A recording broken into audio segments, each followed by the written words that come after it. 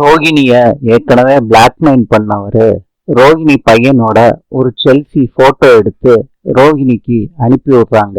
அப்ப ரோகிணி கால் பண்றாங்க. என்ன கல்யாணி, உன் பையன் உன்னே மாதிரியே இருக்கான், என்னடா விளாடுறியான்னு கல்யாணி கேக்குறாங்க. கல்யாணி, எனக்கு ஒரு 30 லட்சம் ரூபாய் கொடுத்துட்டேன்னா உன் பக்கமே வரமாட்டேன். நேரா சிட்டி கிட்ட கல்யாணி போறாங்க.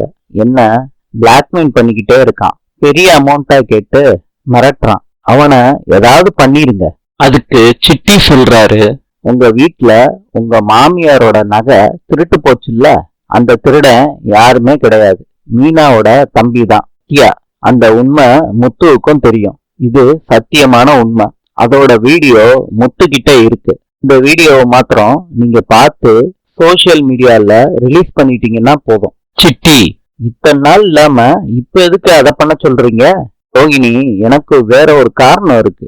நான் சொன்னதை நீங்க செஞ்சீங்கன்னா உங்களை மிரட்டினவனை தலை வச்சு படுக்காத அளவுக்கு விரட்டிடுறேன். ரோகிணி யோசிக்கிறாங்க. இன்று ஆஸ்திரேலியாவின் நாணயம் டாலர், நாளை